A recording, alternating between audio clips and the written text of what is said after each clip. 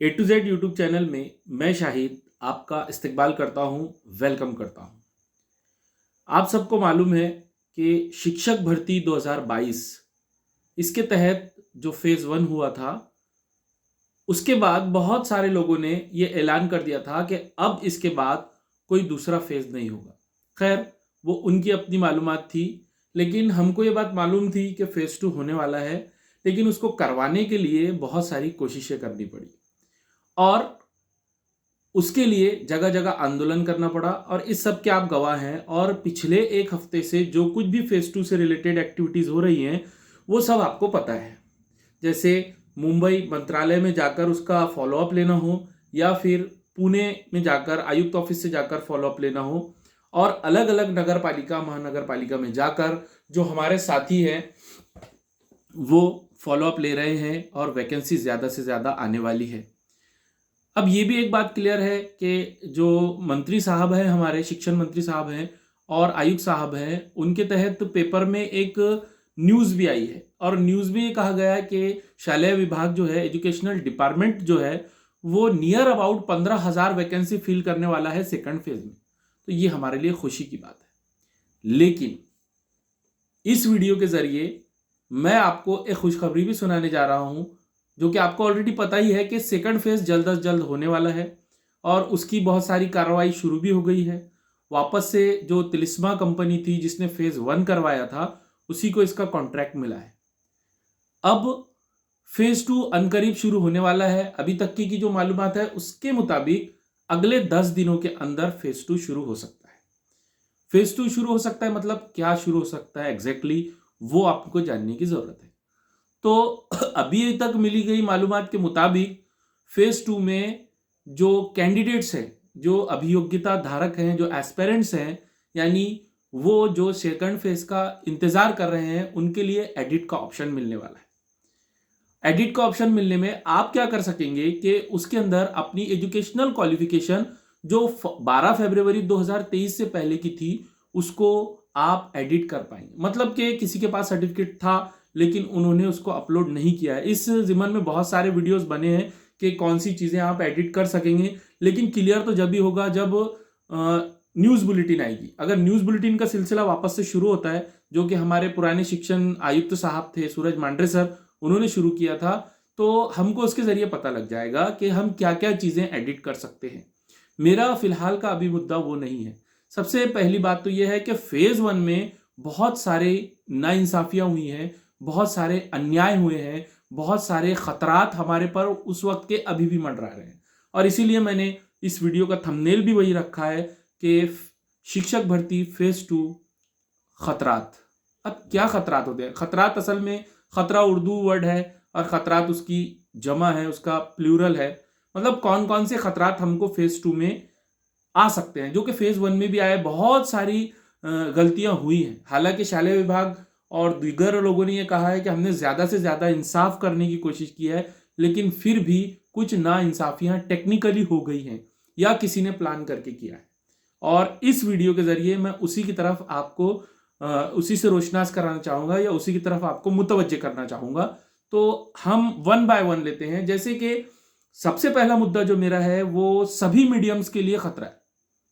सभी मीडियम के लिए ये मुद्दा खतरा है। और वो क्या खतरा है? हालांकि वो एज पर रूल है, जीआर है, ये सब भी हमको मालूम है, लेकिन फिर भी उससे जो हमारी शिक्षक भर्ती है वो कंप्लीट नहीं होगी। वो कैसे नहीं होगी कि जैसे आप जानते हैं, जिनको ऑलरेडी अभी जॉब मिल चुकी है, उनको ऊपर के दर्जात में जाने के लिए, मतलब जिनको फर्स्ट टू फिफ्थ के लिए अपॉइंटमेंट मिल गया है, अब एडिट के जरिए और फेज 2 के जरिए वो लोग 6 से 8 पर, 9, 10, 11, 12 पर भी जा सकते हैं।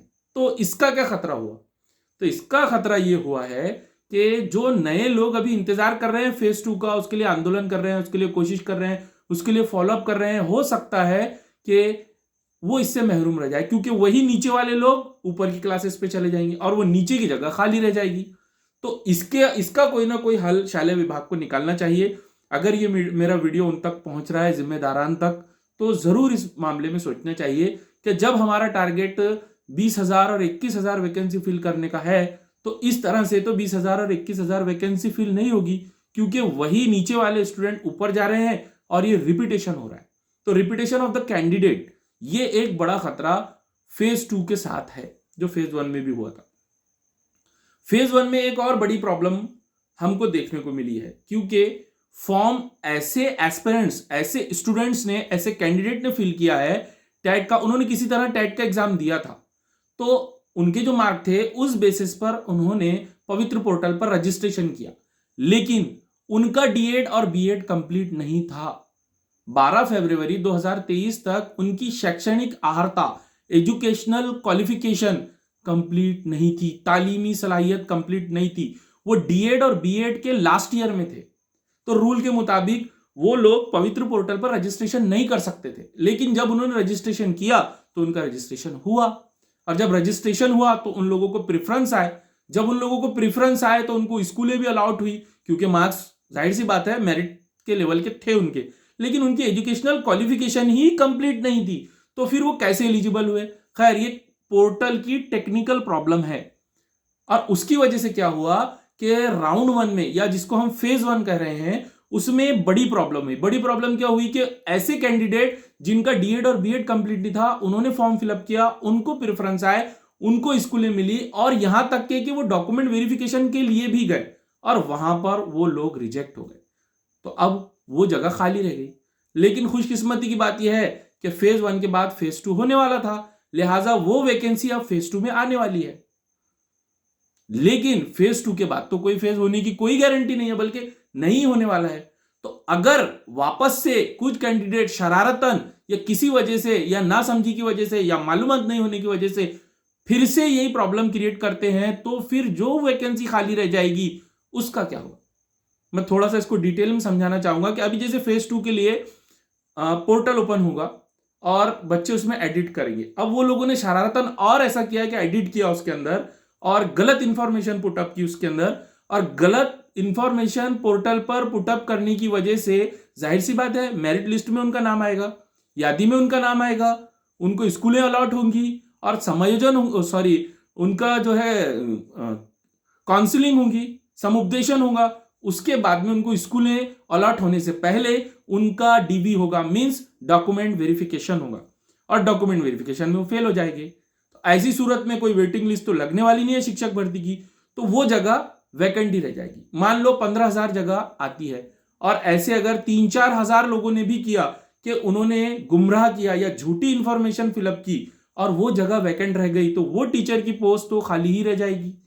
तो ऐसे लोगों को पवित्र पोर्टल में रजिस्ट्रेशन से रोकने के लिए क्या किया जा सकता है, ये शालेय विभाग को सोचना है, ये हमारे एजुकेशनल डिपार्टमेंट को सोचना है, क्योंकि वो मिसगाइड कर रहे हैं। और उसकी वजह से जो हकदार लोग हैं, जो सीईटी टीईटी पास हैं, जिन्होंने डीएड बीएड कंप्लीट किया है, जिनकी educational qualification according to portal है, उन लोगों को चांस नहीं मिलेगा, और ऐसे लोगों को चांस मिल जाएगा।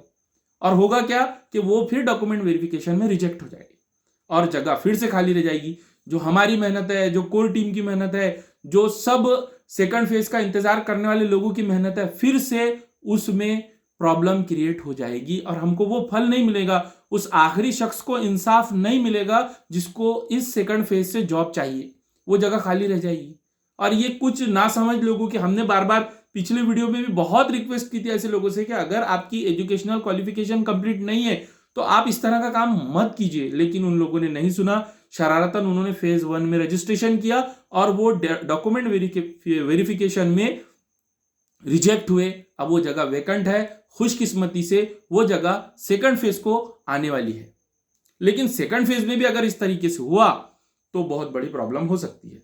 लिहाजा इससे रिलेटेड हमको आयुक्त ऑफिस को ईमेल करके, आयुक्त साहब को और उनकी टीम को ईमेल करके, या किसी संगठन के माध्यम से, या आयुक्त ऑफिस खुद जाकर निवेदन के जरिए इस बात से उनको रोशनास कराना होगा, अवगत कराना होगा, उनको इसकी मालूमात देनी होगी कि पवित्र पोर्टल के साथ ये लूप होल का इस्तेमाल किया जा सकता है। और इसकी वजह से जो शालेय विभाग का और शिक्षण मंत्री साहब का हमारा जो एक निर्णय है, एक उन्होंने अज़्म लिया है कि वो 15,000 लोगों की वैकेंसी को फुल करेंगे टीचर्स के लिए, और स्टूडेंट को अच्छे teacher, qualified CTET TET pass teacher मिलेंगे, वो जो काउंटिंग है वो कंप्लीट नहीं होंगी, और कुछ बच्चों की शरारत की वजह से फिर से ही ऐसा हो जाएगा।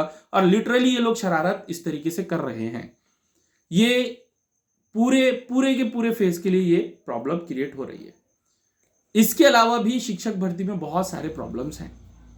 जैसे एक प्रॉब्लम अभी जो हमारे साथियों के सर पर पहाड़ बनकर खड़ा हुआ है वो है एज बार का। एज बार का बड़ा खतरनाक मामला है, ये बहुत बड़ा खतरा है, क्योंकि फेज 1 हो जाने के बाद फेज 2 के लिए नियर अबाउट हमको 6-7 महीने इंतजार करना पड़ा, और इन 6-7 महीनों में बहुत सारे लोग एज क्राइटेरिया को क्रॉस कर गए। 38 ओपन वाले और 42 या 43 जो कास्ट वाले हैं वो क्रॉस कर गए, और अभी तक फेज 2 की जाहिरात नहीं आई।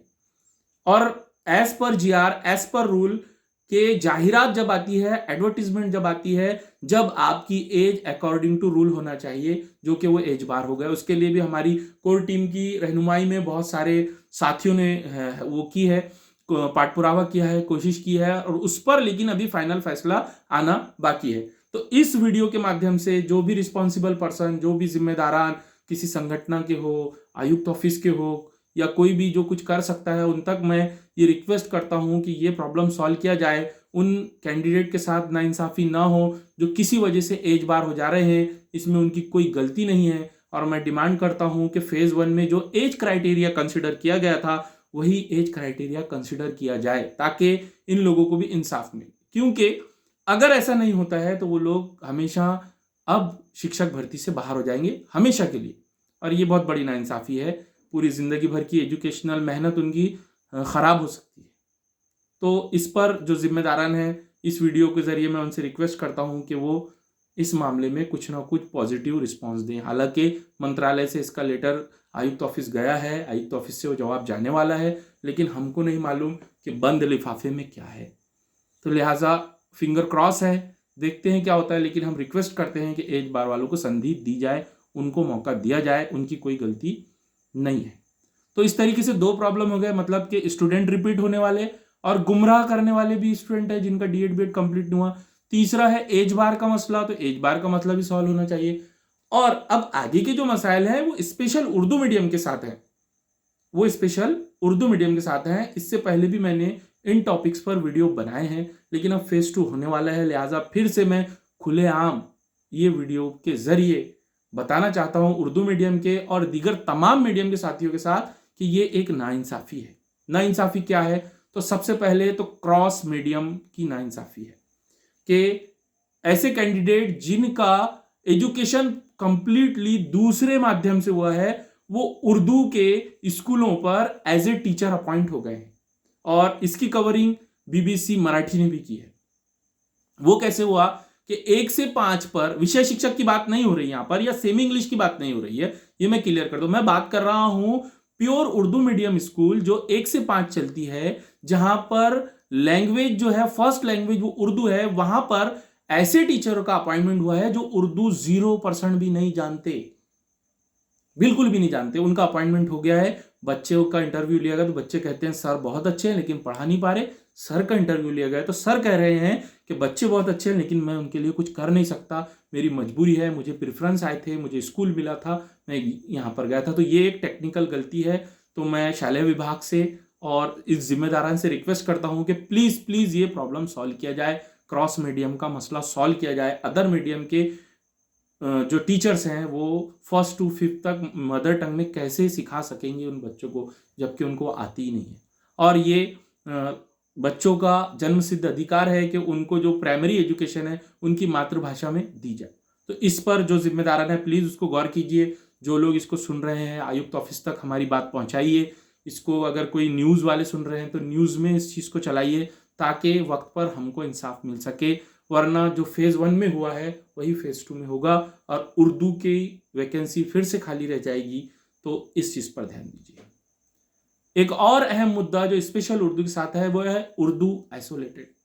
इसकी तो बड़ी खतरनाक कहानी है कि घर को लग गई आग घर के चिराग से।